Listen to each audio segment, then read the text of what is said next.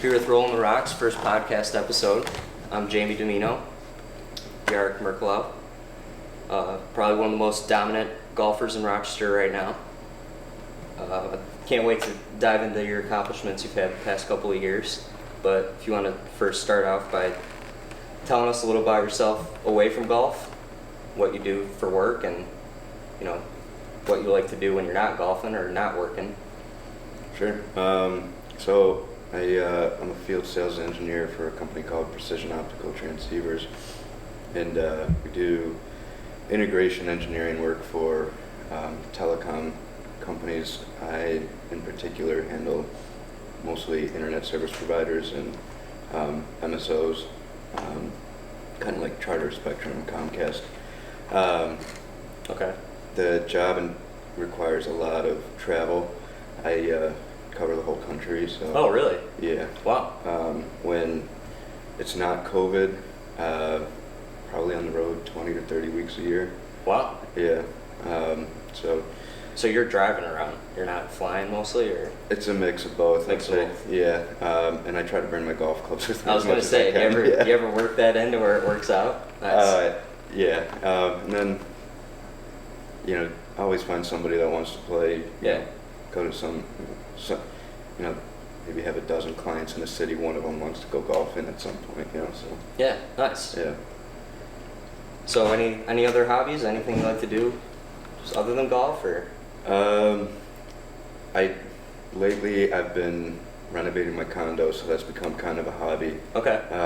Nice. I got my buddy Kyle Rothfuss helping me, he also caddied for me in the U.S. Mid-Am.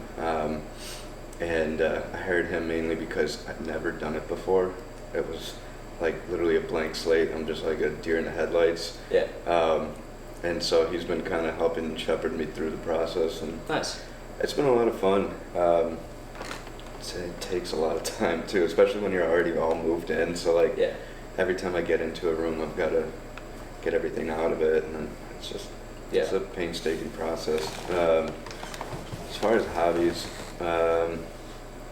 The wintertime, the golf obviously shuts down, so kind of one of the ways I keep myself busy is I do like to try to stay fit. I've recently really gotten into paddleball. Oh, nice. Yeah, Locust actually has a pretty interesting.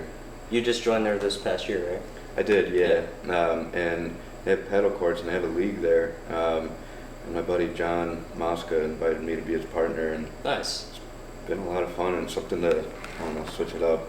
Get to know some of the members away from golf too. Yeah, exactly. Yeah. So, that's kind of how I've been keeping myself busy outside of work. Nice. So, how's Locust been for golf? You liking it over there? I do. Yeah. Unfortunately, I think a lot of the guys around my age are about to jump ship to another club. But what was great about it this summer was there was a lot of talent at that club. There was always a really good game. Yeah, Kyle Downey, Shane Dobash's member over there, right? Yeah, Kyle Bromley is another name. And Adam Condello had left, but Kelly is over there. So Chris Blythe, kind of the list keeps growing. If you looked at the district stroke play this year, I think there were several of the top 10 were from Locust. So. I mean, that's got to be awesome just to go over there on a weekday, get a real good 9-hole match in there. Yeah, with someone who you can compete with. Yes, whether weekday or the best has been the Saturday, Sunday morning games. I love playing early on those days. Yeah. So you're always you always have a match. So are you? I guess, do you ever get lessons from Lasardi or? Oh no, actually, I've been working with Brad Kelly over at Golf Tech on Monroe Ave. We've been partnered now maybe 6 years, 7 years. The start of that relationship was really out of just convenience, and he wasn't he was just kind of giving me a favor, just giving me a lot of help. I was on the mini tours, and he actually coached me to my only mini tour victory. So. Oh, really? Yeah. Which was that? What tournament? It was oh my gosh, Volusia County Open in I I think it's Foolish. I can't remember the name of the tournament. No, that's the sad thing. It was only 5 years ago too, but That's a good problem to have, man. it was. I was on the one of the mini tours down in Florida, and 2-day event. I shot 12 under. There were some pretty cool names in that field too. Tommy Tolles was in it. Okay. So I think golf historians, he finished I think 3rd at the Masters in '97. Wow. So he was Nice. obviously he was playing in the event because it was off season for the Champions Tour. So a lot of those guys just beat up on the mini tour guys in the off season. So it's like, Okay. yeah. There's actually one of the guys down there, Patrick Sheehan. This guy was pretty interesting. Played on tour for like 20 years, and he was at that in between age where I think he was like mid to late 40s. Not old enough to play the Champions Tour, but he just didn't really quite have the game for the PGA Tour anymore. Okay. And you look at his like mini tour record. There was one tour out there called the Moonlight Tour, and they have it's an 18-hole basically cash game every single day. Wow. Where could walk away with $1,000. Yeah. This guy made over $300,000 on that tour. That's ridiculous. Absolutely. I mean, he just every single day he would play in them, and it was like, do you blame the guy? What else is he going to do with his absolutely time, right? not. Hey, that's great money. Jeez. Yeah. So, kind of jumping back in time here, I played high school golf myself, so I remember you on the Penfield golf team. Can you kind of talk about some of your victories when you were younger? I know I read that you had 4, was it junior state titles? Or was it junior? 4 New York State Golf Association titles, and then I like to include the high school state championship in there too. Okay, nice. So kind of walking through, the first one was the boys amateur. I think I was 14, and it was at Drumlins in Syracuse. And not a whole lot I really remember of it now, but I do remember Joe Colosi and I had like a really close match. And that basically was the one that determined, it was the semifinals that I played. I think we were both 14 years old and both shot like 68, 69, something like that. And it's like, it was kind of a pretty heavyweight fight for 14-year-olds and something absolutely. like that. So then won back-to-back state junior titles for when I was 16 and 17. When I was 16, it was at Oneonta Country Club, and that one was interesting because it was Don Bozelli, Bryce Edmister, and I in the final, and it was basically just in the final group, and basically just going back and forth the whole day. And the 18th hole is drivable par 4, and we hit it up there on the green. I chip on, I had like a 20-footer, which Dom was in there like 3 feet. If he had that 3-foot, if I missed the 20-footer, he makes the 3-footer, we go to a playoff. And I didn't even give him the chance, made the putt, and nice. just fist bumped. You probably think of that every time you see him on TV, huh? It's not just that. There's quite a few other times. It's been, that part was really cool to like grow up with somebody that you see go on to do definitely. That was, I very much was rooting for him all the time. Yeah. Yeah. So I know he's been struggling a little bit lately, but now am I imagining I heard he's battled some injuries in the past year or two? So I haven't really kept in touch with him. A lot of everything I've heard with him has been through hearsay I think he's been battling injuries. The back's been one of those. Yeah, that's what I think I remember is the back. Yeah. But other than that, I don't know. Yeah. So I think I've read. Well, I know in 2009 you had the course record at Skinny Atlas Country Club. Yeah. That was a good time to shoot a 61 because I had the Duke golf coach and the Ohio State coach come in and watch me play. They were recruiting me at the time, and the Ohio State coach was there for the whole round. Duke golf coach and Jamie Green and the John Whithouse, the head and the assistant. they showed up on the 10th hole and they were kind of giggling or John was giggling with me after the round. He's like, we flew out here just to watch you hit 26 shots. Which is an amazing thing to have happen. Right, yeah. It was like the irony of it, yeah. Yeah, it was like, that's a good problem to have, John. Let's be real. But yeah, so that. I also read, did your mom happen to give you a putting tip that day? The night before, I was like, night before? that summer I had a habit of, I was working with Craig Harmon at the time, and he told me that like so many other golfers, grew up idolizing Tiger, and so Craig told me about when Tiger was working with Butch, that Tiger would end his days making 56-foot putts in a row, and I tried to do that the whole damn summer. I didn't do it, but I was trying to make it a habit that's what I was going to do every day. And I remember like the night before, I kind of had thrown away the round the first round I was like 4 under at some point, and then ended up 2 over. So something just really derailed. I don't remember what exactly it was, but I just remember kind of spending a lot of time on the putting green, and just for the life of me, it was like, I don't know where the hell I'm going. Yeah. My mom's watching me. She doesn't know anything about golf, or at least at the time, not like maybe she does today. She was just a mother, watching her son, not like a coach or anything. And she's like, that putter looks a little like it's aimed a little bit to the right, and then you're like kind of closing it. I'm like looking at my mom, like, what the hell are you talking about? Yeah, like, what do you know? Right, exactly. And she was spot on, actually. And I mean, it doesn't really matter how close you hit the ball. I make a lot of putts to shoot 61, and so I made just about everything that day. And yeah, kind of all nice.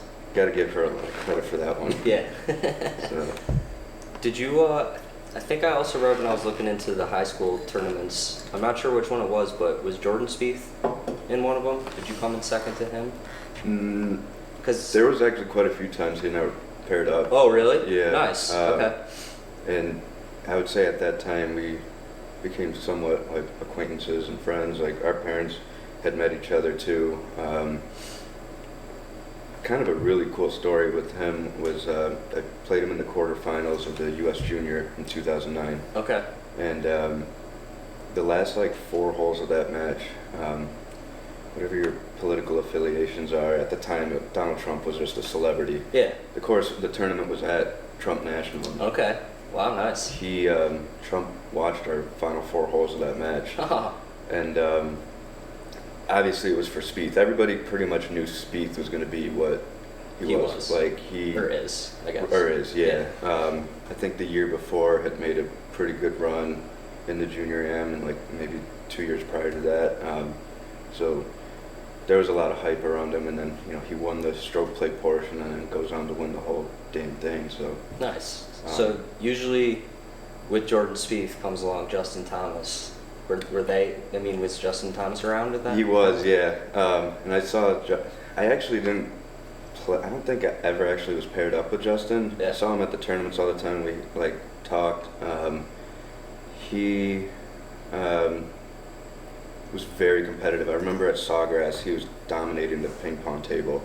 We were in the locker room, and he was just it was him and Taylor Gooch just going at it, and I mean. It was impressive. The effort was amazing, but so that's pretty much all I got with Justin. Yeah. Okay. So getting a little further into the timeline here, tell me what your experience was at Duke. I feel like I have heard little to no opinions or information about you going to Duke and what that was like. That's because there wasn't really a whole lot. Yeah. It was I would honestly say it was a pretty disappointing. I didn't really, when I say disappointing, more in myself, as in I didn't play as well as I should have. You played best your freshman year, right? Yeah. Yeah. Played the best my freshman year, and a lot of it was just, I got really burnt out through there. There's a reason why I kind of peaked in the freshman year and tapered off, was just school was hard, man. Yeah. Like, I can only imagine. I mean, I was in the like quote unquote easy classes, and I was still struggling. And I wasn't like a dumb student. I was graduated pretty, with like a 4.0 in high school, so it wasn't. The problem was is I had a 40-hour-a-week job of playing golf on the golf team, and then I'm going into classes where these kids were smarter than me in college, in high school, right? These are all valedictorians, and then they don't have the 40-hour-a-week commitment elsewhere. Right. Their only job is to be a student. Right. They might be working a side job here and there, but like basically was thrown in with the wolves with just half the time being allowed to do everything. Yeah. So that really carried over into a lot of the golf. Yeah. And I was, stress in general. Yeah, exactly. So. You did battle some injuries though, didn't you? Yeah. Next couple of years. Yeah. Had. Are you talking last couple of years? No. You're a sophomore and. Yeah. So I was actually at the Ryan that year at CCR. I was the day before. I was like in the gym and felt a pop when I was bench pressing, and didn't think anything of it until the next day when I played the round at the Ryan, and my right hand swelled to the size of a baseball glove. So wow. I ended up withdrawing from the event, and then went and, had surgery and missed a while. Yeah. Yeah. So what? That's one of my biggest fears is getting injured to where I can't play golf. I mean, that must have been hell for you. At the time, it was a nice break. Oh, really? So you were pretty tired? I think I was pretty, I needed the break. But now, I'm working 40, 50 hours a week. If you're telling me I can't go play golf, I'm like you with that. I couldn't imagine. I don't want to live that. Yeah. So, as everyone knows, the basketball games between Duke and North Carolina, I mean, I'm sure you had to go to some of those. It was I went to one. And it was on the recruiting visit, and because the school does it pretty interesting. There's it's a pretty organized event for attending the games. The kids actually have to tent and camp outside the arena for the Duke UNC game for I think it's either 6 or 8 weeks. I can't remember but the rules are you have to have a group of 12 people, and every night you have to have 10 people staying in the camp out of the 12 at minimum. All right. During the day, you have to have at least 2 out of the 12 on the site, and it's just so kids can go to class at least. Right, But what was kind of interesting is I remember intro to psych class, a professor showed us a statistic of like students. They actually did a survey of the students that camp versus don't, and their GPA drops like a half a point for those that camp. Really? Yeah, because really what ends up happening is it's like a party every freaking night out there, right? You got like 200 college kids who are just So, and what was kind of neat, kind of interesting was every morning that I would have to walk to workouts, I would have to walk through K-ville, and I mean, you could smell the alcohol in the air. It's like 6 a.m. It's just like couple bar bags going, I'm sure. Oh yeah, I'm sure. Yeah. So that sounds fun. Yeah. So what once you left Duke, what was the kind of in between from then and now? What kind of got you, I guess, maybe up to 2019? Yeah, I know you had a really good year in 2019, but... Yeah, it's 2014, I graduated. I had no idea what the hell I was going to do. I was kind of like in a spot where I was graduating with a degree, but I had no internships, no other work experience other than working for Dave Solera's dad for a summer, and so I was I had applied to graduate school, so I went back to Duke and got my master's. They have like a 1-year program for their business school there. Oh wow. It's really targeted specifically for people that have 0 to 3 years of work experience. So I was like, oh, perfect, that's going to be me. Yeah. And through that, I was able to network into an internship with a a boutique investment bank in New York City, and so I was, how do I describe it? It was like we specialized in financially distressed companies, so we were kind of putting together convertible debenture proposals for companies that just needed some seed funding for whatever reason. Yeah. In many ways, we were basically just a Shark Tank, just Okay. you know, mostly working with private companies doing less than $10 million. Okay. And You've seen some pretty cool stuff though doing that. yeah, it was a really, really fun experience. But it kind of opened me up to like, you can make a lot of money in it, but the lifestyle was brutal. Like, I was staying with the job itself was in Manhattan. I was staying in Brooklyn with my sister, and it was an hour and a half commute in the morning and an hour and a half back. Oh. And I was working 6 a.m. to 11 p.m. That's a grind. Yeah, so the work weeks themselves were literally me on 2 to 4 hours of sleep a night, and then my weekends were literally just me catching up on sleep. Yeah. So the sticks got put down for a while. Yeah. Yeah. Yeah, and then I kind of like through that experience and then watching Jordan Spieth win the Masters in 2015, I was kind of like, man, I really want to give it a run. Yeah. Like, try to make something happen. And I remember talking to my dad, and he, like in a phone call, and he was like, you don't want to be my age and wondering what if. And so he encouraged me to. That's awesome. Yeah, so I was like, all right. So after I graduated, I went to start caddying at Oak Hill, and then when the winters came, summers in the spring was like caddying at Oak Hill and then playing mini tour events up in this area, like the Massachusetts State Open, the New York State Open, Maine Open, the Vermont Open, Cape Cod Open, those types of events. Basically just cash games for the most part. Yeah. And then in the wintertime, the first winter I moved down to Dallas. A buddy of mine, Chris Malik. Okay. I know the name, I don't know him. From Webster. Played golf at Louisville with Trevor Sluman. Mm-hmm.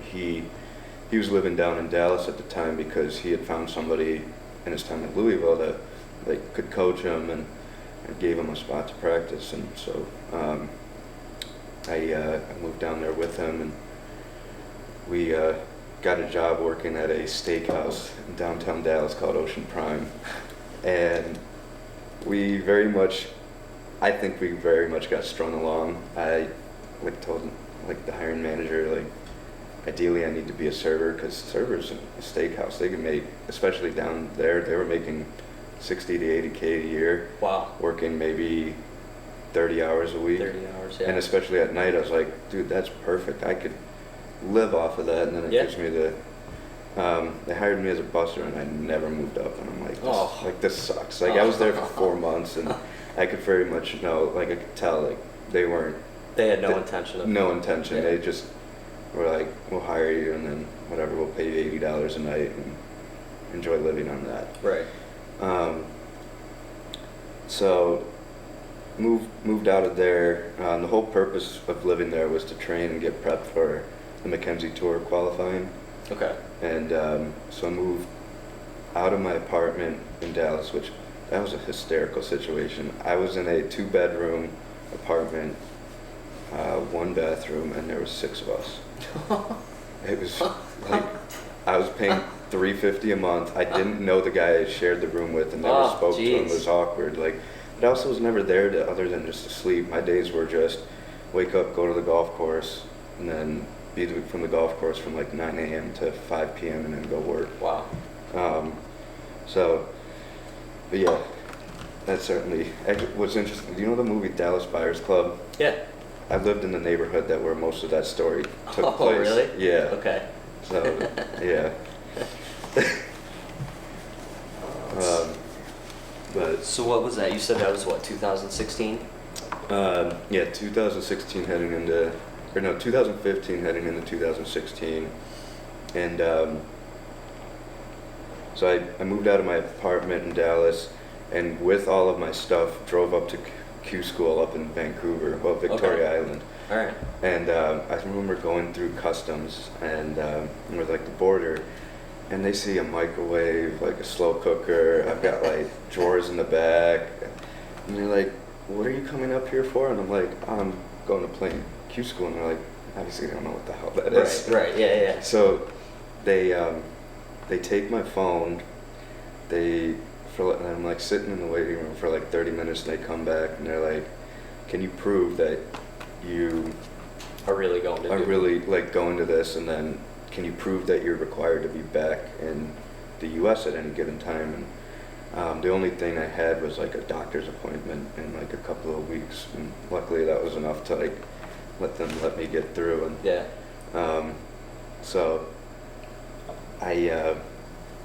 I missed getting my card by a shot, Oh. and that was that sucked. That sucked. Yeah, one Yeah. shot, man. Yeah, and I still remember even the last putt I hit was like a 10-footer, and it literally hung on the edge, and I'm just like, I had a 5-day drive back home to Rochester. I thought about that moment a lot. Yeah. Yeah. All that, like the entire winter just kind of hung on just that moment. I was like, God, I definitely, not on that level, but every golfer knows that feeling. yeah, exactly. Yeah, everybody's experienced it. Yeah. It's not fun. Well, it's like that. You ever hear the story of the one? I can't remember who the guy was, but I think there's a video of it where it was PGA Tour Q School.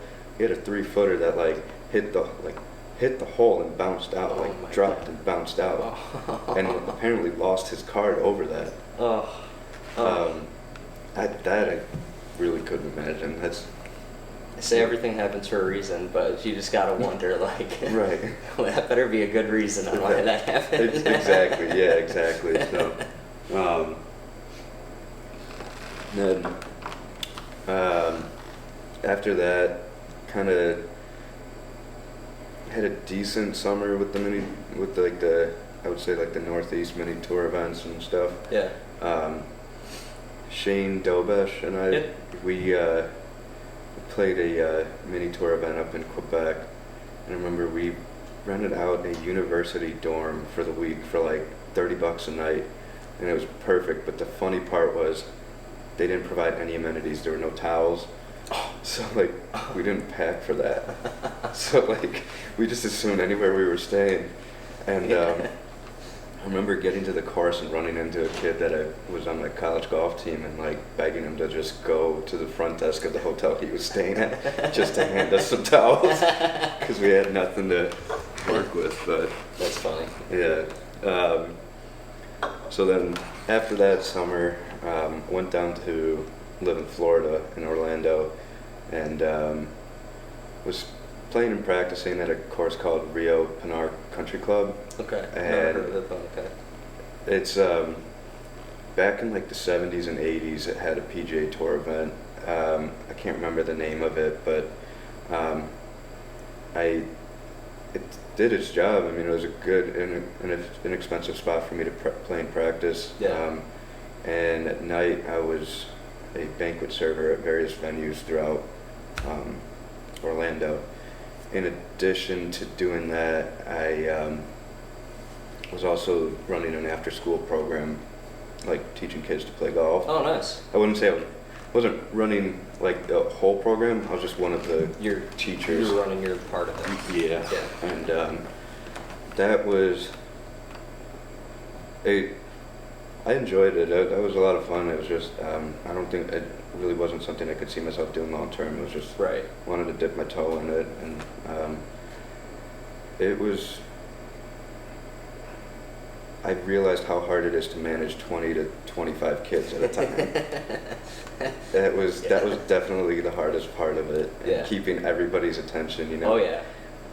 Because some of them are there just because their parents Exactly. need them to be there, and Right. some of them actually want to golf. Yeah, and so then that was the winter that I had my mini tour event. What was tough about that was like literally the week after I had a nagging injury with my knee my left knee that eventually got to a point where like it was sore all the time. Yeah. But it got to a point where the pain was like waking me up and I couldn't sleep. So I knew I was like, I put it off long enough, and now, like, the timing of it sucked because I was starting to get some momentum with the events, and so that surgery set me back like 6 months, and I tell you, 6 months of being like a 23, 24-year-old, not working and like not having any money to really do anything, like that really sucked. That was not a fun time in my life. I was glad to get through that, but then on the far end of it was when I realized I was like, I'm broke. I can tell my body's like not cooperating with some of, you know. So I went back to caddying at Oak Hill with really the strict intent of like, I have a resume, I have this degree, I don't really have the network, and I had a bunch of buddies that were caddying there, and they're telling me about, you know, you're more or less working with you're caddying for the business owners of Rochester, you're the state and the country, right? Yeah. And I'm like, I'm going through all these like online applications that are just getting thrown out immediately, right? And it's like, this is going to be the way I'm going to meet somebody to find a job. Yeah. And I just randomly was paired up with my current boss today, one of the days that fall, and I remember telling him, I'm like, I have this degree, winter's coming, obviously can't caddy, so I'm looking for work. Yeah. You know, what is there you can offer me? And he had me come in for an interview. The company that I work for now, we're selling fiber optic transceivers, and at the time it was only fiber optic transceivers. Have since augmented our other capacities and capabilities. But what was funny about going into that interview was a week beforehand, I had no idea what a transceiver was. Like, I didn't do any engineering. I was never in networking, computer science, and information technology, any of that. Yeah. But I knew I had this opportunity in front of me that like somebody just randomly wanted to pull me in for an interview. So I'm like, I spent that whole week in the library, in the Penfield Library, studying everything I knew about transceivers, optical engineering, and electrical engineering, just to like at least somewhat show. Yeah. And I think what also helped me was I actually brought all of my notes from that week to the meeting, because I ended up through all of that, had a lot of questions that just came up that like. Oh yeah.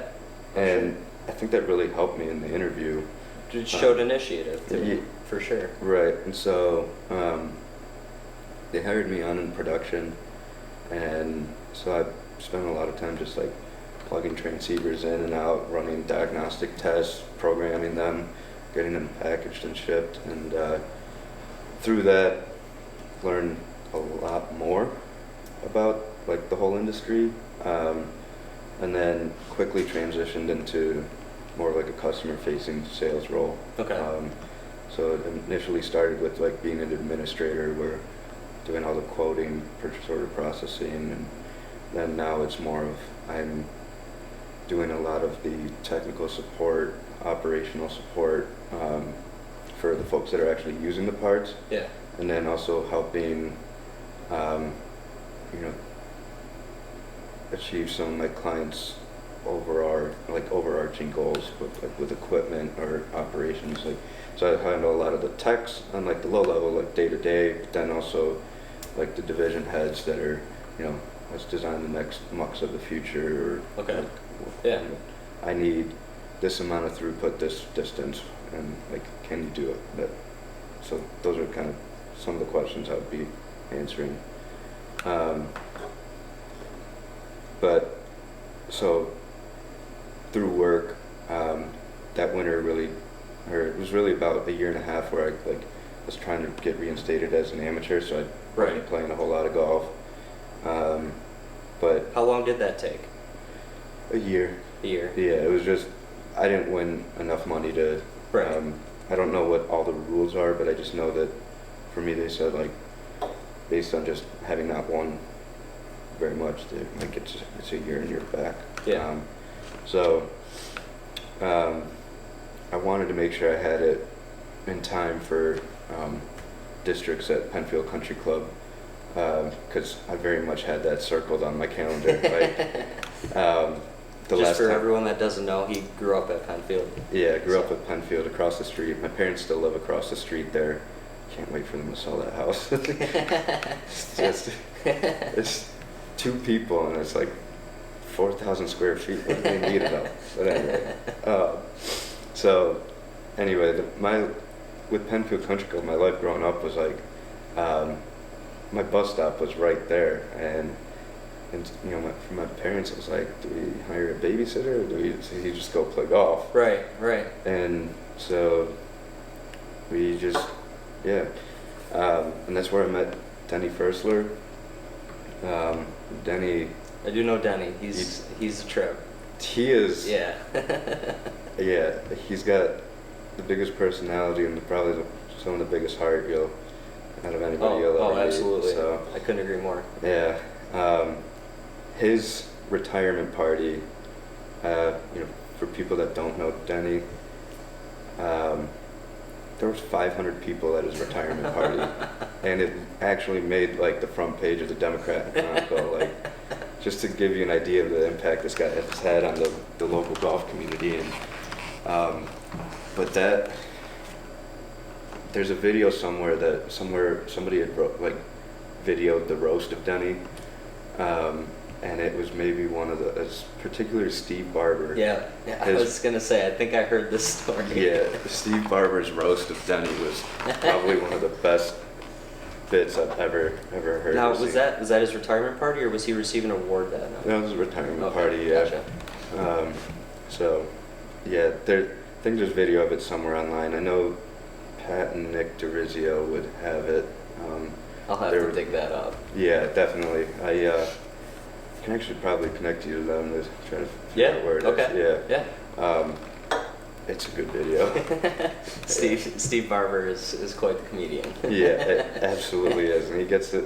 And so is Denny. I mean, They're both funny as hell. Yeah, that night was 18 years old. I'm still, yeah.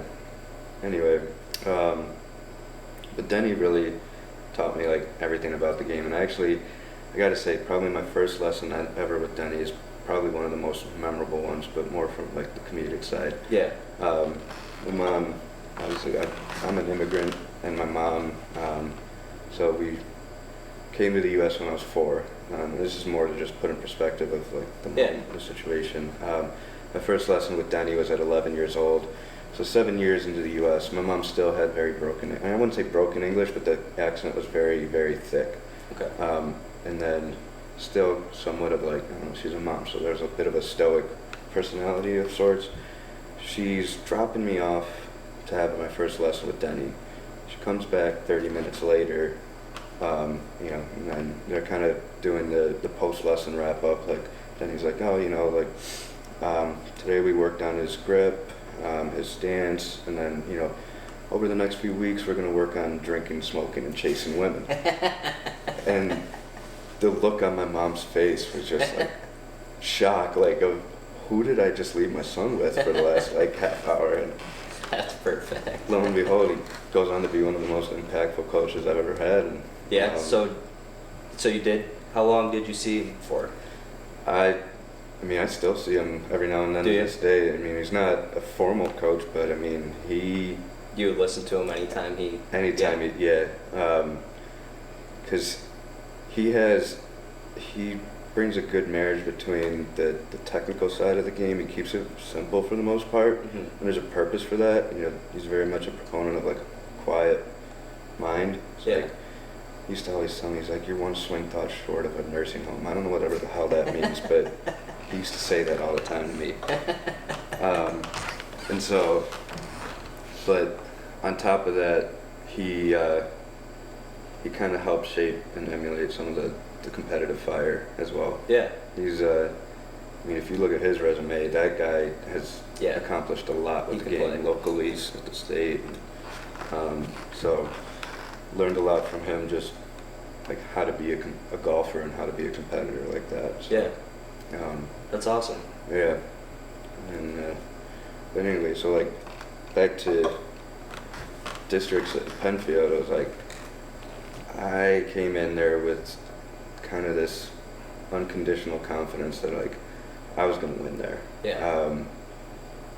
That just was kind of like I've been working really hard because when I regained my amateur status, I'd say there was a part of me that was pretty bitter that I didn't really achieve what I thought I should have achieved with Right. golf. Right. And once my life had kind of calmed down with like getting a little more settled with the job and making money to a point where I could sustain some of it, Yeah. I got back into, my life is, especially in the summertime, is I work 8 to 5 and then I'm at the golf course, and a lot of times I'm even there at lunch. Like, Yeah. usually take an hour for lunch and you can find me on the putting green putting. All of that is with a lot of faint hope that maybe someday I could Make a run. Make a run. You never know. The beautiful thing about golf is pro or amateur, there's always the possibility of making a run. Right, exactly. And and you can play this game until you're 70, 80 years Yeah. old. That's even better. So that kind of fueled a lot of the drive and effort. And one of the things was like, I remember being on the TrackMan and seeing right when I was finishing up on the mini tours, I was like a 162 ball speed. That ain't gonna get it done anymore. No. No. Like 175 is pretty much like, I think they say tour average is 168, but that's like 156 guys. The ones that they care about, they're all over 170, 175, 180. Right. Bryson even gets up to 200, which is, I strongly believe distance is like one of the biggest indicators of how good you're going to be in the game.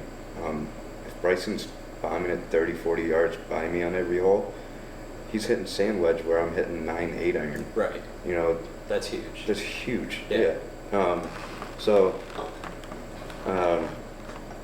I made a point to really actually gain a lot of distance. So I started going back to the gym, and probably now where my ball speed's about 170 to like 172. Nice. Which And around here, obviously you want bigger and better things, but that's pretty that's high for plenty around here. Yeah, absolutely plenty here. But that's also helped me be competitive at at the national stage. And a perfect example would be Chambers Bay earlier this year. We played that at 7,500 yards, and I think I remember you told me, would you hit 33 out of 36? Was it fairways or greens? oh, greens. Greens. Yeah, I was basically putting for birdie like every single hole out there. My ball striking was phenomenal. I just poor weak putting. Yeah. But that was a week where I gained a lot of confidence for the rest of the year, mainly because it validated Springville a couple weeks before when Shane and I had the qualifier. Okay. And shot like 66 on my own ball and the best ball, and then we were I think 63, and that was a playoff. And then to go to Chambers Bay, and we played it. What was interesting was the scorecard had us listed as a par 72, and it was, but had us playing at the same distance as the U.S. Open, just as not as a par 70, it was a par 72. Yeah. But the 2 rounds I played at Chambers, between the practice round and then the actual tournament round, I went like 68, 69, and that gave me a lot of confidence to be like, holy shit, like this is a U.S. Open course. That's Right. no joke. Like, Yeah. that's really good. So. Now, did you go into it? Obviously there was some type of confidence for you to even think you could get there, but you seem impressed with yourself after those scores. Did you have sort of like an expectation on what you thought you would do, or what? No, I guess, or more or less what went through your mind. I think I wouldn't say necessarily. I don't know if you call a goal the same thing as an expectation, but I had a goal of making the cut, and I wanted to make match play just because USGA match play is a lot of fun. That's if you're not ever playing on tour, like, people come and watch the matches, and that's pretty cool. You have a scorer for everything, and it's like kind of a really official feeling, and in some regards too, like actually making the cut feels like you validate by just validate yourself for qualifying. Right. I've been fortunate enough to play well enough in a lot of USGA events where I made match play a couple of times, but never really missed the match play cut by a whole lot. Yeah. Anyway, so Chambers Bay, come back and immediately turn right into the district match play. And were you at Ridgemont that day? Yep. It was, I was there. So cold the first round. Yeah. I just remember kind of, maybe it was the fastest matches I've ever seen played. Like, Yeah, it was like 45 with rain and wind, right? yeah, Yeah. and like with an index of like 32 or something. And it was just, I think I went to 17 holes and my match took like 2 hours and 40 minutes. It was just because you could tell everybody was just like, get me, just get out of here. But that championship match was another one that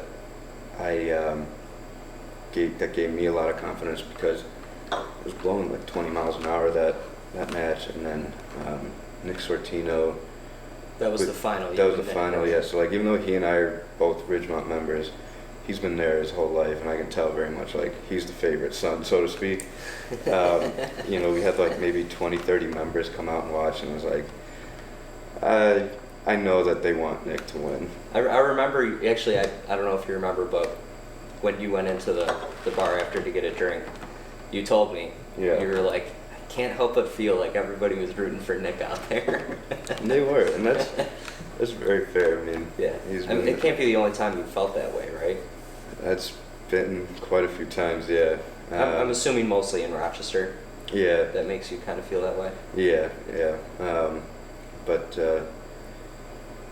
Yeah, it's happened a couple of times with like Joe Colosi and his family, his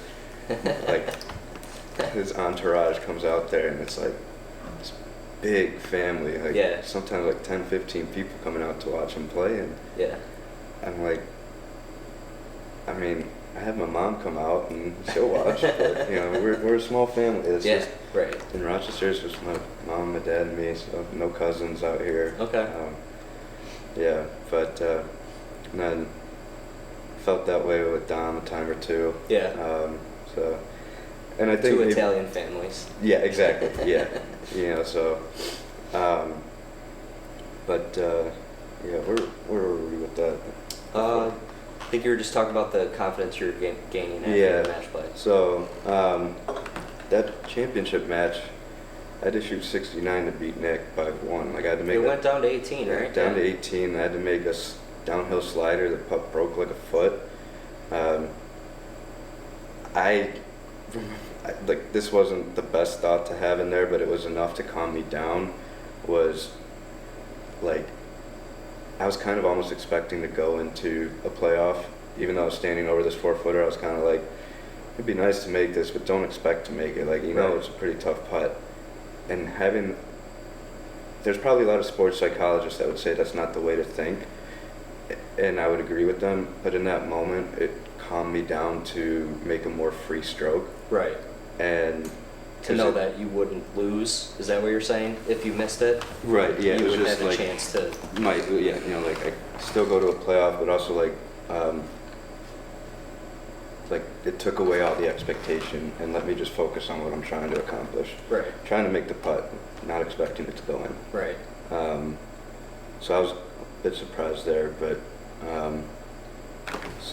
won that, and then a couple weeks later or maybe about a month later was the Usam Qualifier. Yeah. And I didn't really do my due diligence on researching qualifying sites. I just did it out of convenience.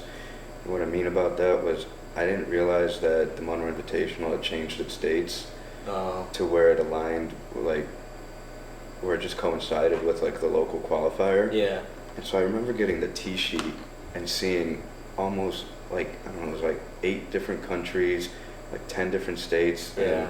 And immediately I was like, people are in town for it. Yeah. So I look and then I see I start looking up some of the names. I'm like, oh, these are some of like the best college kids that are just not in the USAM. Right. Like, they just, I started off that 36-hole qualifier, bogeyed one, and I doubled two, and so I'm immediately like 3 over, and I came into that qualifier thinking, even with how good everybody is, it's only 36 holes, so it's tough to move the cut line too low. And I was actually expecting probably 4 under, even with the conditions. It was soft and. And where was this? Menden Golf Club. Right, Yeah. gotcha. So It was this past year too at Menden, right? yeah. This past year. Oh, okay. All right. I think I I'm made. sorry. Yeah. Sorry, mixed up years here. Yeah. So it was this past July. So I was like 3 over after 2, and I had my buddy Lance Boynton caddy for me. He caddied for me in the US Mid-Am. Yeah, he's the usual caddy. He's for the you, usual right? caddy, yeah. But and I just like there was something different about a lot of times caddies can, I don't know how to maybe try to articulate what happened, and maybe we can come up with like some ideas of it.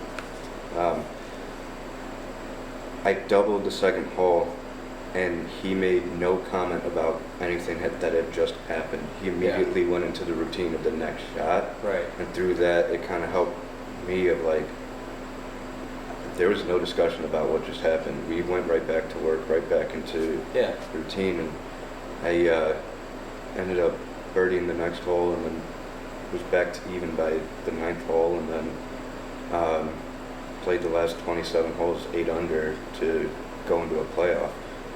And I played pretty well. I played really well. That's some pretty good golf. That was good golf. Yeah. And I always love playing good golf, especially when it's under the gun. When you're actually like the pressure's on and you're still hitting the shots that you're supposed to be hitting, drawing them up. Like, those are some pretty good feelings. So, I mean, when you do go low like that, obviously you have some awareness of what's going on. Mm-hmm. But do you kind of get done at the end and you look back and you're like, oh, that's what I shot? Yeah. Or are you pretty aware hole by hole on what? Oh, I see what you're saying. I'm pretty aware hole by hole where I'm at. Exactly, yeah. But I have, I'd say, a pretty good system of where I kind of compartmentalize everything, at least going into the shot. And I don't know if you've ever seen me, like I do this thing where... That's actually one of my questions, is I'm dying to know what that exactly is, So the genesis of that move was actually from working with a coach in Dallas. His name was John Hardesty, and he, originally the idea was, I remember at that time, for some reason, my grip, I could tell my grip was like shifting throughout the round. Okay. And the reason why I was like, just randomly started seeing hooks or whatever. They just come out of nowhere. I'd be in a rhythm and then boom, something. It's like, so we developed this out of like, this is like, everything's flat. It's, the wrist is, straight to, or the top of my hand pointing to the sky, and it matches the face angle. What I started doing that so much, and what I ultimately realized that it could benefit me from too was that's kind of also my trigger of going into the shot. Right. I go into this and it's like everything else may as well just like completely black out. Yep. I'm back here, I look at this, and then when I'm looking back at the target, I actually see myself like hitting the shot. Like I have a picture of like a shot tracer of what it looks like. And then it helps me just like, basically for 15 seconds, nothing else matters in the world. And it's like, that's like my trigger point of going into that move. It's kind of like almost a hypnosis. Yeah, exactly. And so, I've been doing that probably now 6-7 years. Yeah. Okay. Yeah, that's a long time. Yeah. And the funny thing now is I have a hard time hitting a golf ball without doing it. I like if I step into a shot and I haven't done this, I'm like, wait a minute. Yeah. Like it's nagging at me. Yeah. So.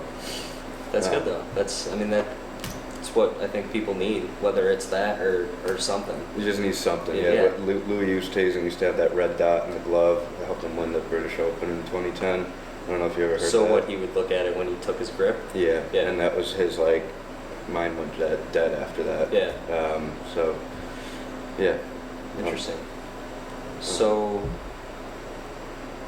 I guess I do want to talk about the U.S. Mid-Am quarterfinals in 2019. to Yeah. go back in time a little bit. I mean, how you said you love USGA match play.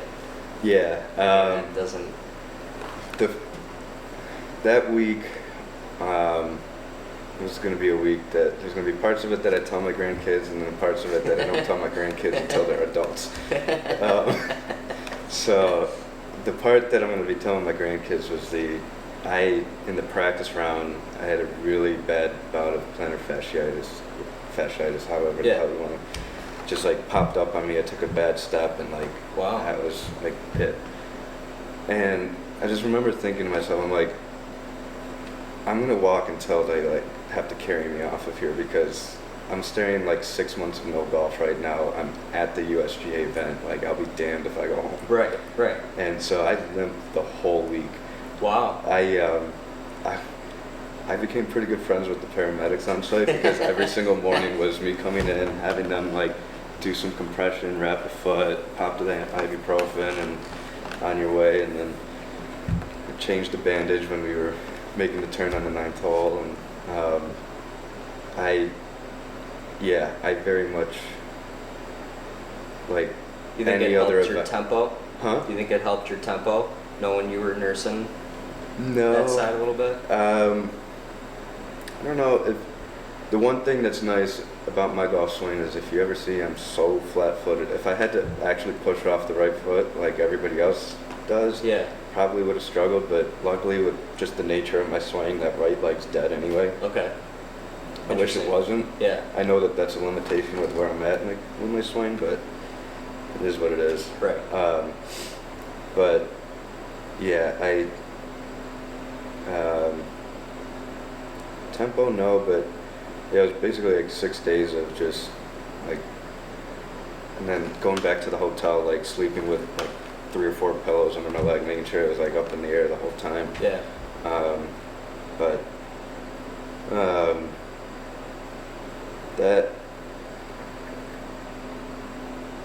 that was a fun event.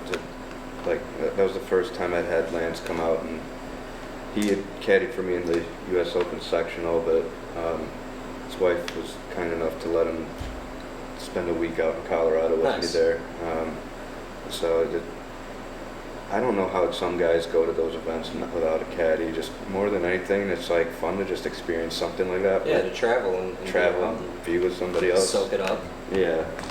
So, yeah. That quarterfinal finish got me an invite to the USAM at Bandon Dunes the following year, and that place, I don't know if you've ever made a trip out to Bandon, but I haven't. Someday. Yeah. The problem is it's so hard to get to. It's 14 hours of travel to get to. Yeah. So it's like, all right, if you're gonna go, like, if you want the link style experience and you're on the East Coast, just go to Scotland and Ireland. It's a quick 5-hour flight. Like, you're good. But they had this really neat putting green at Bandon called the Punch Bowl. Yeah. And it was like this, almost like, I don't know, 75 yard by 75 yard big putting green. And there were dunes running through it. Like, it was, and they built, or every day there was a different 27-hole mini putt course. Routed throughout the Punch Bowl. Yeah. And on top of the Punch Bowl, like not on top of it, but like on the side of the Punch Bowl, there was a bar. So I was out there at like 6, 7 p.m. You know, you're starting to get the Pacific Ocean sunset, and there's like 60, 70 people out there, you know, doing mini putt and drinking, and it was music's playing, and it was just like basically just a party on the putting green. You know, That's awesome. For every golfer, it was like heaven on earth. Yeah. You know, it was really cool. But golly, Bandon was maybe the windiest golf I'd ever played. Really? Yeah. To put in perspective, I remember in the stroke play portion, the 11th hole was 430 yards, and granted it's a little uphill, but I hit probably one of my best drives of the day, and then I had 195 in, so that's like a 235 yard drive and dead into the wind. And I remember talking to my caddy Lance, I'm like, I'm not gonna stand up here and hit 3-wood. Like, right. that green, like especially with like how narrow the green was, like the fairway is like super wide, and then once it gets up to the green, it pinches. I'm like, the only thing I can really do here is just hope to like miss short and then play from there. Because anyway, take a hybrid out and completely ignore what Lance and I just discussed. And so I hit this like low punch draw. And I mean, if there was no wind, I know that this would have been like a punch draw that maybe got 10 feet off the ground. This fucker just goes straight up in the air. And I somehow got it onto the green, but then the very next hole was 157 yards, dead into the wind.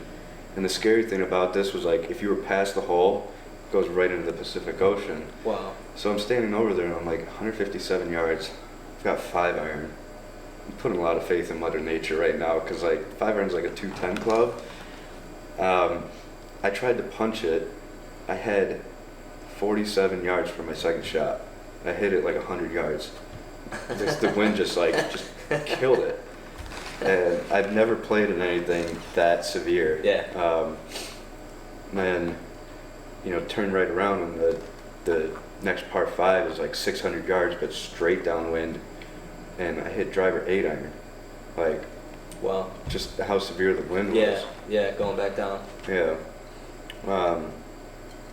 But yeah. So you want to make a trip back to Bandon?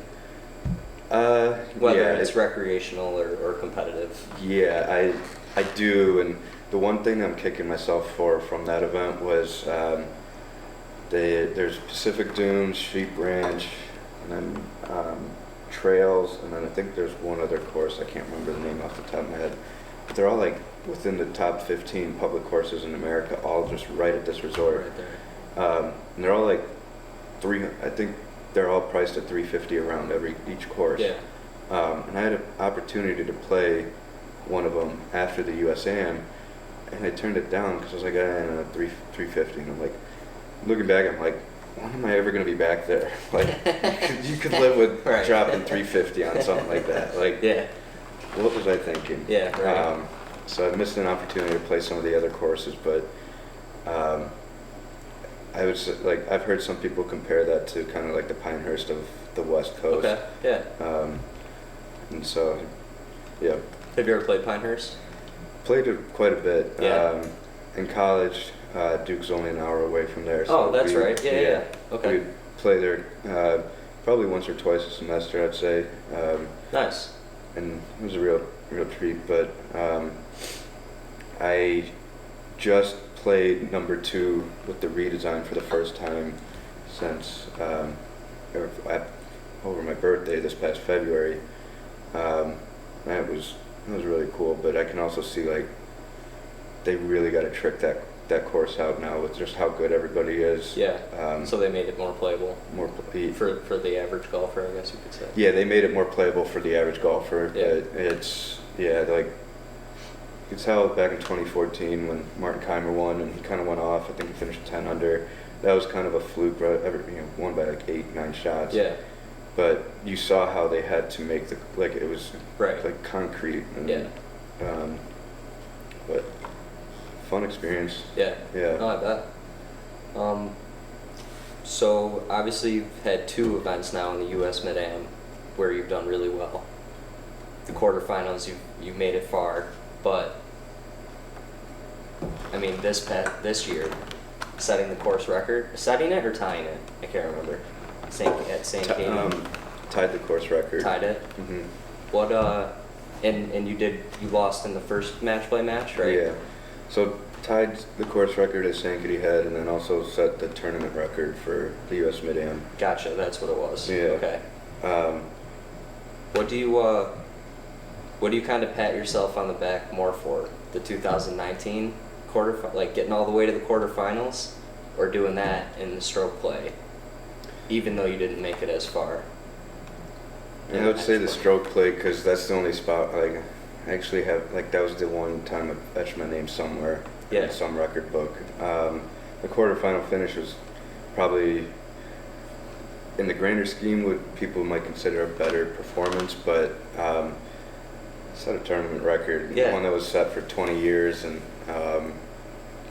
I I had the goosebumps and the tingling in my spine for weeks after that. I mean, I was on cloud nine. That Yeah. was I mean, not many things matter after that. yeah. If you're a golfer. It's funny you mention that because I played 2 rounds of golf afterwards, and like I needed some time away from the game after something like that, just to like. It for me was like I may more or less reach the pinnacle of my game or my career when you do something like that, you Right. know. And yeah, that was somewhat unexpected, but I definitely very much prepared myself for. Right. I still want to play in a major. I still want to play in a PGA Tour event, and I saw those as opportunities to do it. Yeah. The Mid-Am, the USAM, all of those, and so I come into those events gunslinging like I'm 100% going after it, and Right. Not to sound too conceited, I was like at 9 under was what I shot. And I'm looking back and kicking myself like I could have been 13, 14, 15 under. No Like matter- it could have been stupid low. No matter how low or how high, whatever the case is, There every can always- golfer comes off. And it can always be better. Yeah, exactly. It can always yeah. be better. But the reason why I say it was the first round I shot 66, and I was standing on the 15th tee, 7 under, and it was a par 70, so like par out for a 63. And we had a fog delay, and it like took, we were there for 30 minutes, and then I it remember was just that. Yeah, you started the next morning. no. That situation, we were just out there for 30 minutes, waited for the fog to clear, and then Oh, just okay. restarted. Gotcha. And anytime there's a delay, there's the start and restart, or the stop and restart. You just got to make the small little adjustments, whatever they are. You just got to refocus, whatever it is, just to get back in playing. Yeah. I didn't make those. I bogeyed the next 3 holes, and then par 5 with a 9-iron in my hand for my second shot. And of those 3 bogeys, one of them was I was 10 feet for birdie and 3 putted. So like I really threw away what could have been a special round. Wow. But Wow. I think had I gone out and shot like 62 or 61 that day, I may have struggled the next day, because what happened at the end of that round was I really wasn't all that excited. I wasn't that happy. It's kind of like, man, Wow. sure, I shot 66 and I'm in a good spot, whatever. I was a little bit upset about like the way it finished. Like, Yeah. I think that's fair, right? Right. Yeah. So oh yeah. I agree. I went to the range immediately after the round and like kind of focused on some of my feel and what I was doing, and I think it actually kind of helped it regroup. Like had I shot maybe 61 or 62 that day, probably wouldn't have gone out and shot 65 the next day at Sankaty, because like my mind may have been in a different spot, or Right. the feel would have been in a different spot. So yeah. Had my buddy Kyle Rothfuss caddying for me, and that was, I was so happy and excited that like when the USGA posted the medal photo that like they included him in that. Yeah. Yeah. Just like it was cool for both of us to experience, and my God, I don't know if anybody really knows like Kyle. I don't know if you know Kyle. I don't know. Okay, so Kyle is a buddy of mine that caddies at Oak Hill, and I was one of his groomsmen in his wedding this Okay. past August, and So you two are close. yeah, we're real close, and but he's got a personality that might rival Denny in terms of just like larger than life, right? And dude, this guy, my own caddy, had people like putting him in his TikTok story, Instagram stories, and tagging them. And like I remember leaving Nantucket Island thinking like this guy just talked himself into maybe like 6 people's wills like this week, right? Like it was really cool. It was also really helpful to have him in that situation, Yeah. because we had quite a few people following the second day, like maybe the last few holes, and he was talking to everybody, and it kind of helped me stray away from like putting too much pressure on in the moment and Yeah. just enjoying the fact Yeah, that like soaking it up and soaking it up, right? Like we're all out on Nantucket Island playing golf, and what a cool moment. Like, yeah, yeah, and- just shooting the shit with people and Exactly. Yeah. Yeah. Like everybody took time out of their day to come watch me play golf. Like this is pretty cool. Now, did you really like the course when you played it? Did you think it set up good for you? I love the course in terms of the setup for me.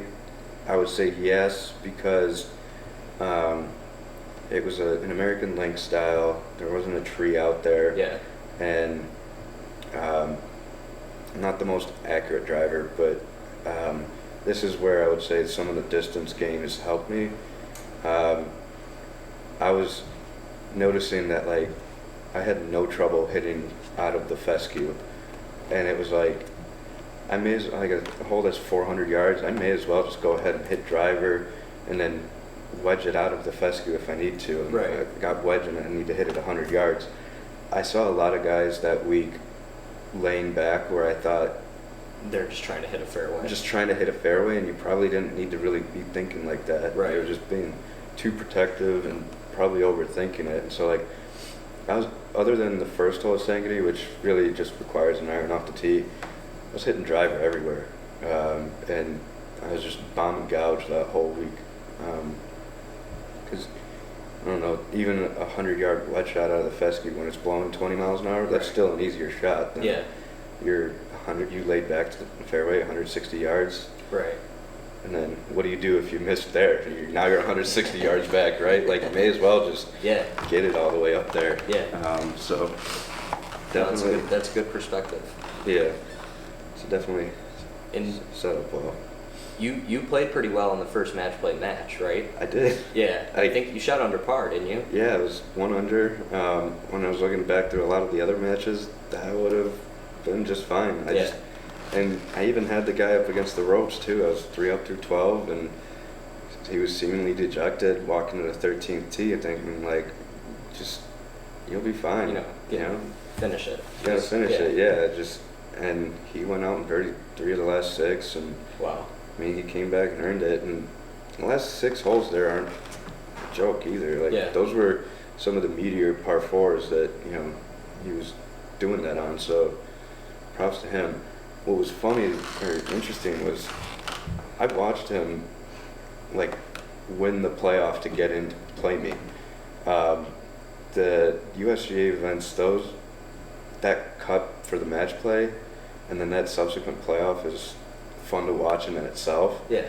And I remember he holed out for eagle with a crowd of like a couple hundred people behind him, and like a couple hundred people up at the green, because it was like the 15th green was right next to the clubhouse, and so there was a ton of people that watched it. And Wow. and I was one of the people watching it because I didn't have anything else to do. Yeah, I was right. waiting for these guys to come out. And so, but I remember watching it and I was like, damn, that was really cool. That must have been really exciting for him to feel that. And That's awesome. yeah, What was his name? Do you remember? Hayes Brown. Hayes Brown. Yeah, To keep an eye out for him. yeah. So, and then yeah, it was Stu Hagestad won the match play portion, and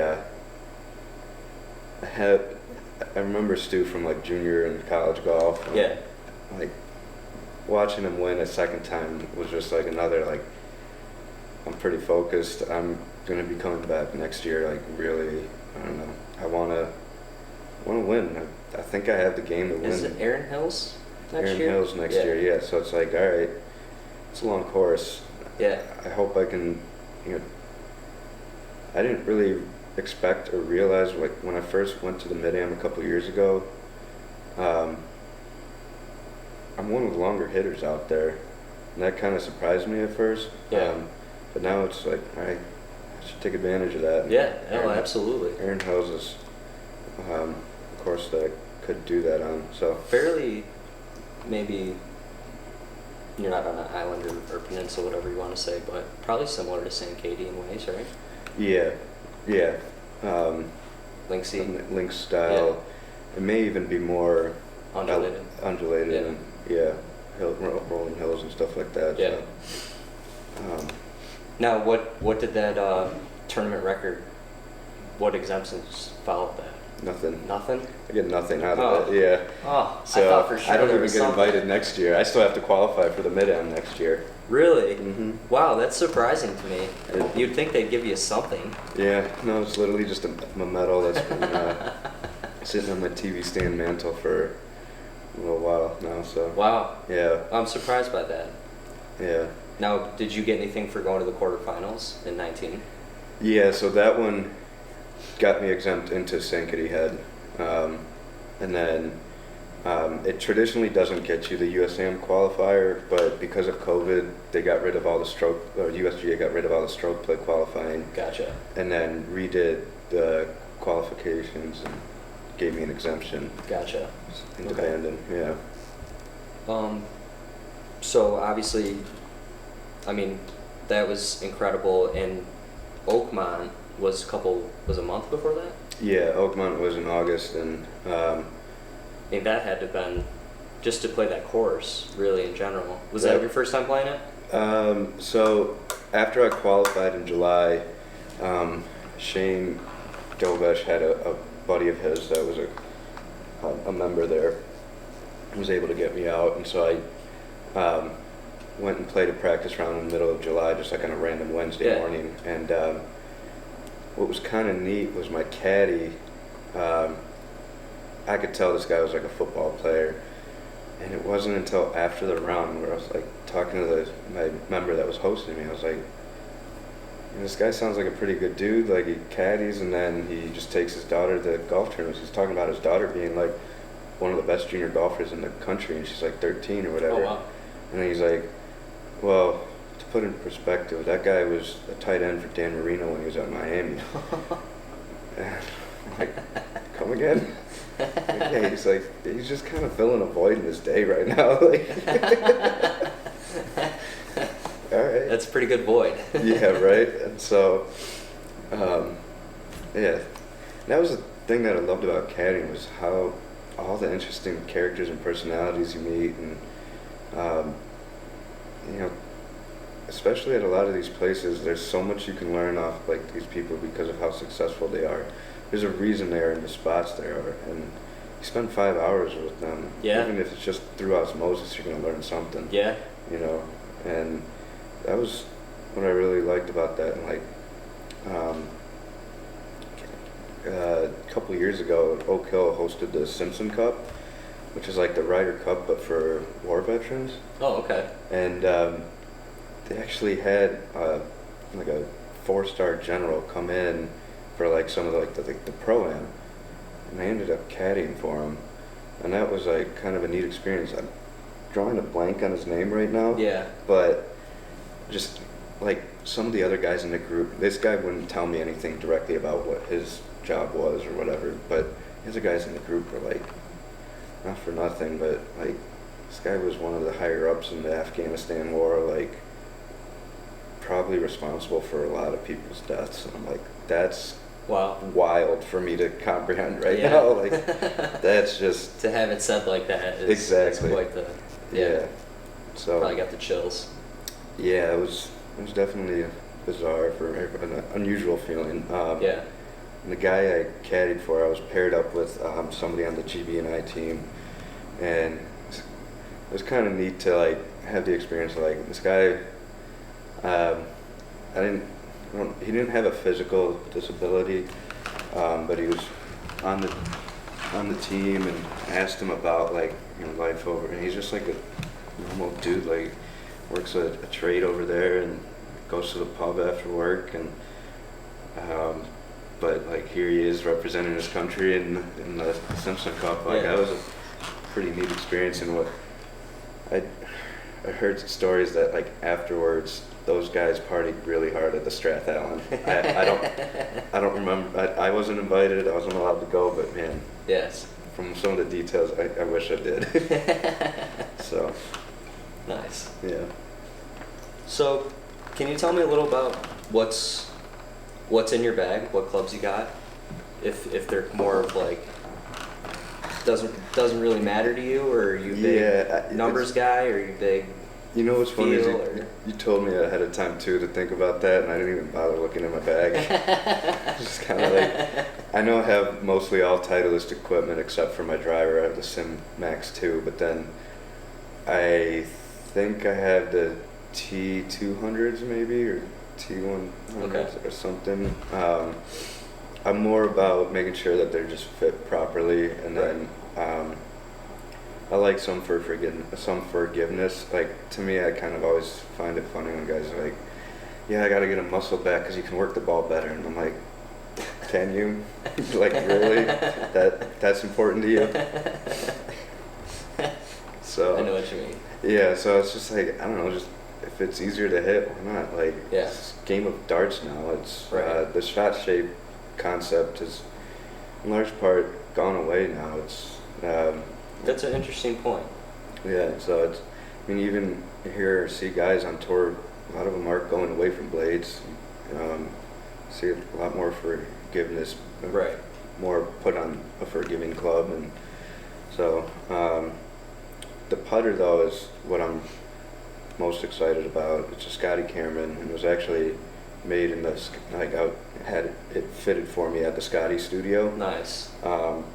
So I was 17, and Titleist reached out. I had a just absolutely ridiculous junior season. I think through like 4 or 5 national events, I didn't finish outside the top 10, Wow. and I moved myself up to, I was actually second in the AJGA rankings behind Jordan Spieth. I was Okay. actually ahead of Justin Thomas. I was ahead of Daniel Berger.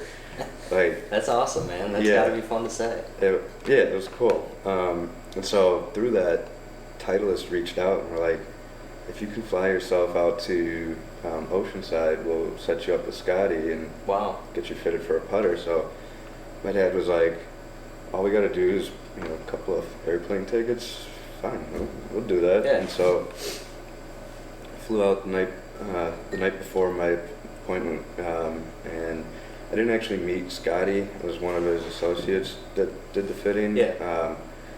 And I think Don Bozelli's probably done it. I know Gavin's done it. And there's a couple of guys in this area that have gone, and it's really cool. There's like a part of the office he's got where it's like a couple of giant whiteboard walls. I think there's like 4 panels, and like everybody that's been through there signs it. And, like, you go and see him, it's like Tiger's been there, so, like Phil's been there. I'm drawing a blank on all the big names all of a sudden, but yeah, everybody that's, so yeah, I got that when I was 17 and haven't let go of the putter Wow. since. Yeah. So, Wow. Yeah. That's a long time. Yeah. One of the lessons I learned from Denny was, if it ain't broke, don't fix it. Yeah. With the putter, it's, I don't know, I don't switch gear a whole lot. I find something that works and I kind of You stay don't with tinker. it. Yeah. Yeah.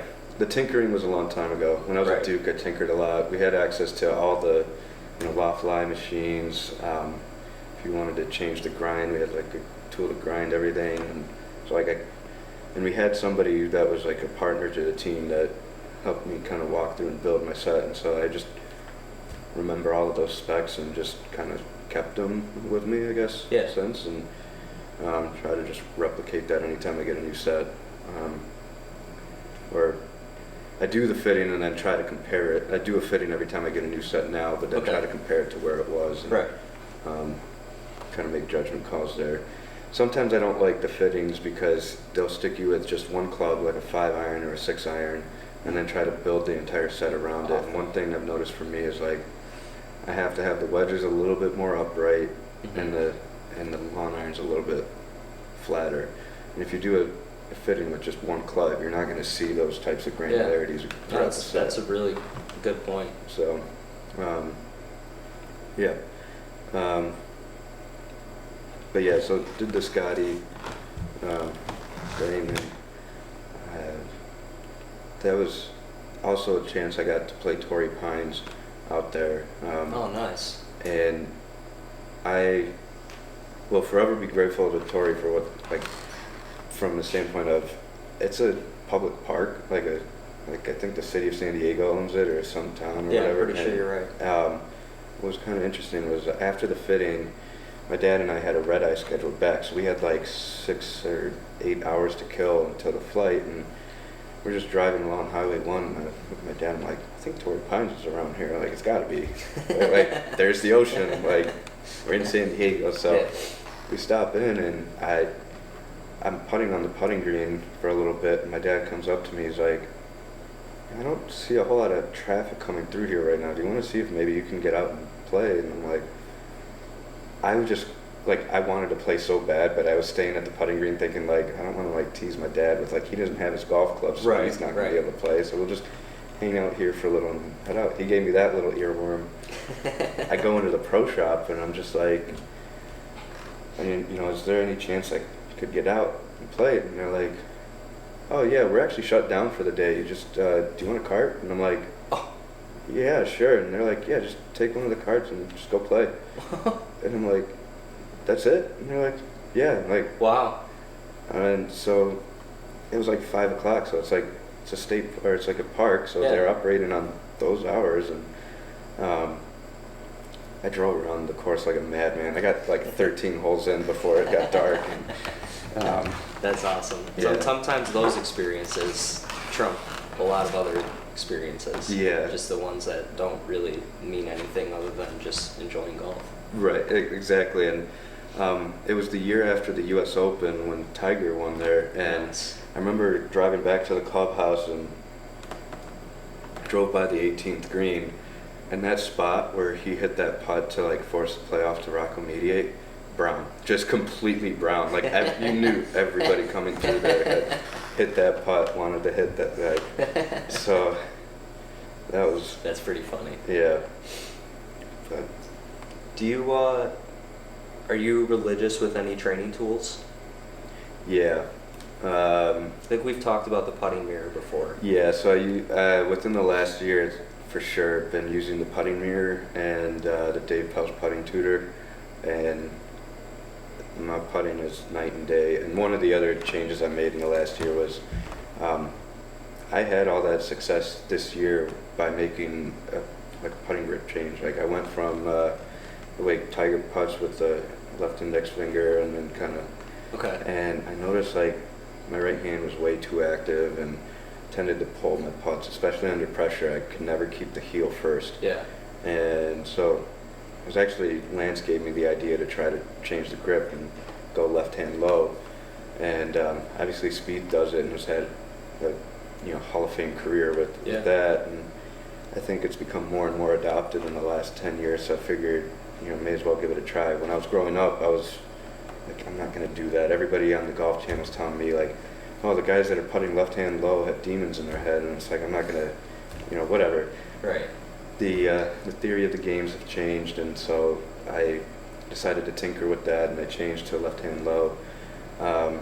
But that was done in conjunction by, I used the putting mirror, the putting tutor, and all of that is to make sure my setup is consistent and proper. Yeah. One of the first things I noticed with the putting mirror was like, on the putting mirror, there's a black line that you set towards your target. When I would stand over it, like, you're supposed to have both of your eyes on that black line. Right. Well, when I set up on it, my right eye was on the black line, but my left eye was like down low, so it was like, it made me realize like I'm setting up left, and I had no idea. Like, it was one thing if my body was one direction, but I had no idea that my eyes were looking left. Wow. So once I made that change, it was like the first time in my life I finally started hitting putts end over end. Yeah. And what actually spurred a lot of that was my match against Kyle Downey at Blue Heron the year before. That was a kind of like a match for the ages, so to speak. Yeah. I shot 29 on the front nine against him, and I was only like 3 up. He shot 32, and then he went on a tear on the back nine, and actually we went to 21 holes. I do remember that now that you're telling me the Yeah. story. Yeah. And I just remember on 17 and 18, he made putts outside of 15 feet to force the playoff. Both of those putts were rolling end over end, just perfect. Like, he had the black line around the hole, and both just dead center. And I'm like, that's what I need to do. Like Yeah, you're learning from your competitor at Right. the same time. That's awesome. So I saw that, and I spent the winter just. If you were on a sales call with me and I didn't have the camera on, I was probably putting while we were talking, because I was doing that so much. It was just, I was obsessing over it because there's a part of me too where I'm like, I'm 29 now. I'm about to be 30 in a couple of months, and like, clock's ticking, and I'm now got this more like sense of urgency to, Make something happen. yeah, like whatever that something is. Yeah. It's more of just like, there's going to come a day when I'm going to wish that I put 100% into this. And Yeah. so like, until that day comes, like, I'm going to like keep practicing, keep working hard. Like, I love playing tournament golf. Yeah. So Yeah. I mean, it's really impressive to hear the work that you put into it. Because obviously when people watch, it's just a tournament. Right. They don't yeah. really know what goes on behind the scenes. So, And they can't. Yeah. I mean, it's to hear you say you're just even in the past saying you went to school and then you went to the golf course. It's Yeah. just, I guess you never really consider how many hours you actually put in. Yeah. Just the 10,000 hour rule. Yeah. I will say when I did become reinstated as an amateur, I was worried about my game deteriorating, because I was thinking like, I'm not going to be able to dedicate 6 to 10 hours a day to this like I was when I was on the mini tours or in college. And Yeah. the funny thing is, I think if anything, I'm now possibly a better player than then.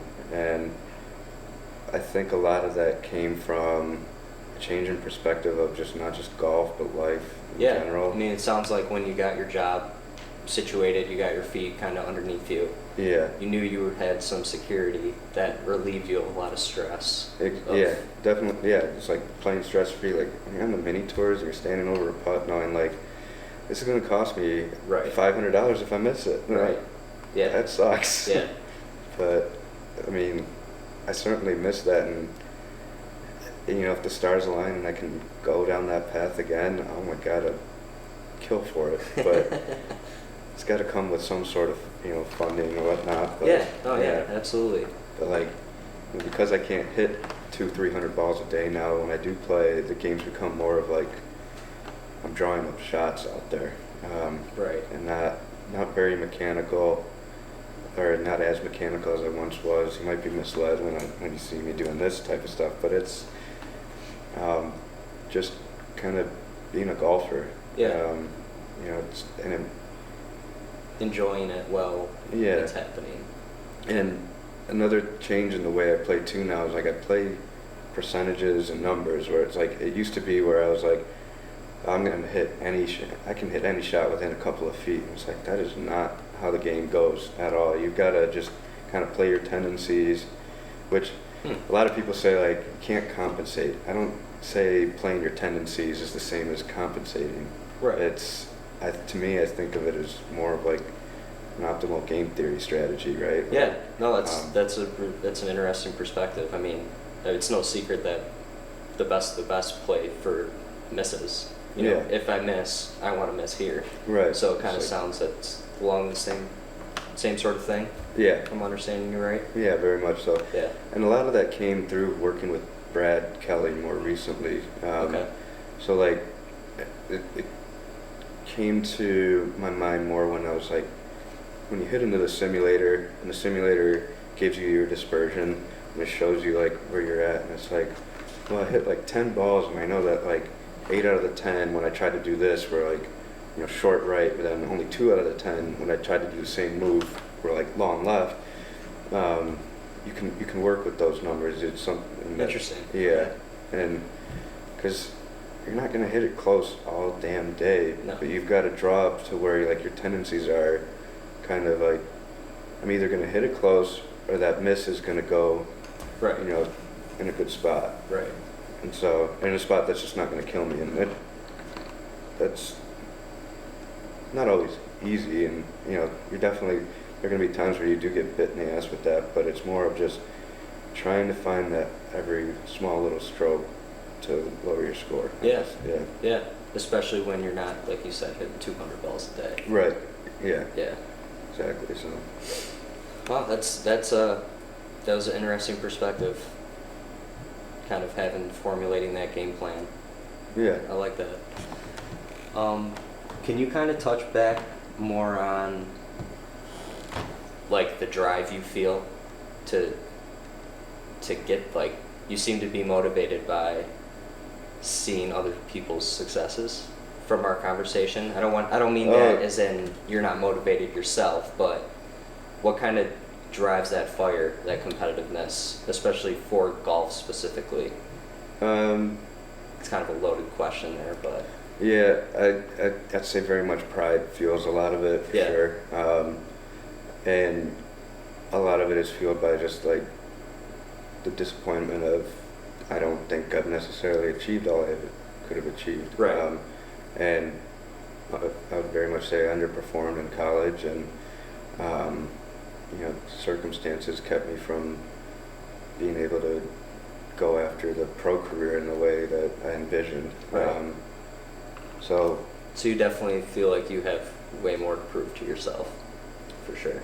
yeah, and one of the reasons why I find I feel that and think that way is I notice that's just good for my mind and my body, my soul. Yeah. Like when it kind of gives me a purpose and gives me something to work for. I don't like the kind of person I am when I don't have anything like that. Yeah. I'm gonna become like the negative Nancy, the Right. depressive person. It's like Yeah. nobody wants to be around somebody like that. Right. I've noticed that since I've started going after things like this, it's changed my confidence. Just notice people like being around you more. Yeah. People want to work with you more. Yeah. So, yeah. Oh, cool. That's all good stuff. Let's see if I have any other more random questions. I'm sure you still get nervous, or the jitters, the first tee jitters, or can you kind of touch on probably one of the better examples would be the tournament record at St. Katie. How nervous were you, or were you just so confident in that point in time you were like, green light, I'm getting this? I had the first tee jitters the first round, and then I birdied the first hole, hitting it to a foot, and then from there it was just like, all right, we're going after this. There wasn't any. Do you find it's often like that? Yeah. Where you validate yourself early? Well, it's a mix of either validate or sometimes it's just like everybody needs a punch in the gut or something to get them going or something, and like whether that's in the form of birdieing the first hole, bogeying it, something that gets me back to being the type of person that goes and gets goes after it, right? Yeah. Like you can't play this game with any sort of doubt or fear. Like you've got to go in with the commitment and conviction in what you're doing. Right. And the first tee jitters can sometimes stray you away from that, and then just something happens in those first few holes that kind of flip a switch and you're back to like your happy place, so to speak. Like, yeah. I love being out in those moments. Right. Do you have like a little routine, maybe like the night before, the day before, or something away from golf, or is there anything you like to do before a tournament that kind of gets you in a mood, or? Unfortunately, I found that I played some really, really good rounds after a night of drinking, and that's like completely counteractive and counterproductive to like the whole idea of being fit and strong and like physically strong and all that. But like I've played some really good rounds just by, I kind of think back to like Walter Hagen. There was a story about when he was at the PGA Championship, and the night before the final round he was in the bar, and one of the reporters was like, hey, Walter, why, your opponent's probably up in his hotel room sleeping, getting ready for the match in the morning. And Hagen looks at him and goes, he may be in his hotel room but he ain't sleeping. And so like the whole concept for me is the routine. There's not necessarily a routine other than the goal the night before is enjoying your life and having fun and doing something that's going to get you in a good mood and positive feeling. Like if you just sit and stay in the hotel room and you're just like playing on your phone or watching TV, like that gives you too much time to think about everything. Negative going. thoughts to creep in, and or just nerves in general. Yeah, and so like perfect example was at the Mid-Am this year, because of some of the delays and not knowing who I was going to play in the match play. That Monday morning, I got a text saying the earliest I was going to tee off was 4 p.m. And so I'm like, I'm not going to sit in this house for 8 hours doing nothing. Yeah. So I actually ended up working. Like I was supposed to be on PTO, but I called up my boss and I was like, look, I'm going to go insane if I'm just sitting around here doing nothing. Yeah. So I'm just going to, I'm going to answer emails, make some phone calls, and keep my mind off it. By the way, the host that we stayed with, her name was Robbie Balzer. She's coincidentally from Rochester, and like. Oh, really? Yeah, and got to learn a little bit more about her, and her husband was the head of Kodak in South America, and wow. So it's kind of like it's where they made the money and what they're able to afford out in Nantucket. But she was just an absolute sweetheart, and I just thought it was so cool that like I don't know, the tournament committee kind of went out of their way to figure out somebody like local and somebody I could connect with, and it was cool to have that like Kodak connection. Like I show up and I'm like, our office is in your factory. Like I go to your factory every day. So small world. Yeah, very much so. Yeah. Wow. And because I didn't know up front the phone number I was given was a Naples, Florida phone number, area code, like a 239 or something. Yeah. So I'm like, I was assuming that she just went Nantucket in Florida, and she's like, oh no, like I live in Brighton, and I'm like, I live in Brighton. I'm a mile away. I live a mile away from her, and so that was pretty neat to have that experience and connection out there. So nice. Yeah. Well, I'm sure we could keep talking for a couple more hours if we wanted to, but I'll let you get going here. So thank you. Thanks for coming and sharing all that information with us. Yeah, absolutely. And also, I got to tell you, I really like what you're doing here. With somebody's got to do, document Rochester golf. I appreciate that. I got something to share where I came back from Nantucket, and one of our local newspapers posted an article and basically about like the despair of Rochester, how like Rochester has nothing going for it, and I was kind of dejected when I read that, because I was like sitting here, I'm like, I don't know if this what I'm about to say comes off conceited. I certainly hope it doesn't, but it was like I just set a national record. Yeah. And I came home like that was something Rochester should have been like proud of. Yeah, and I couldn't agree more. And I was not happy to like come to see like nobody from those newspapers even reached out or even knew the story, but then they're going off talking about how bad the city is. I'm like, it's not what we need. Yeah, no, I just one day I exactly what you said. Someone's got to be documenting all this. Right. Yeah. And I was like, well, it might as well be me. Right. And I mean, look, Rochester golf history it shocks people to hear that it's actually a top 10 golf city in the country. Yeah. And then you look at our history of just, Sam Rosetta winning the USAM. You got Walter Hagen from here, Jeff Sluman. Yeah. Sindlar's not too far away. You got Dom, who's etched his name in the tour, and we got a couple Donald Ross courses. I mean, he's what a huge name to have some golf courses architected by him. Right. Exactly. So I mean, the history here runs deep. It's pretty neat. It's a culture here for sure. Yep. No, I'm glad you appreciate it and get something out of it. Absolutely. It's the reason why I do it. So thank you for that. Yeah. I'll be looking forward to more of these too. Yeah. You already know who's up next, or? I definitely have a list in my head. I would love to at some point have Denny on here. That'd be quite the episode. That would be. I might have to edit a lot of stories out of that one. But that could be the one that really goes viral. That was. If you need any help making that happen, let me know. 'Cause Yeah, I appreciate that. I think that would be something that I think all of Rochester would love to see Yeah, too. yeah, As an episode on Denny. yeah. He's got so many stories and just how funny he is. Yeah, oh yeah, he knows how to hold court. As they Exactly. say. Yeah. And I've never met somebody wittier. The comebacks Yeah. are just like Yeah. off the cuff, just whoa. Yeah. So, All right, man. Let's wrap it up, I guess. Yeah. Yeah. Thank you.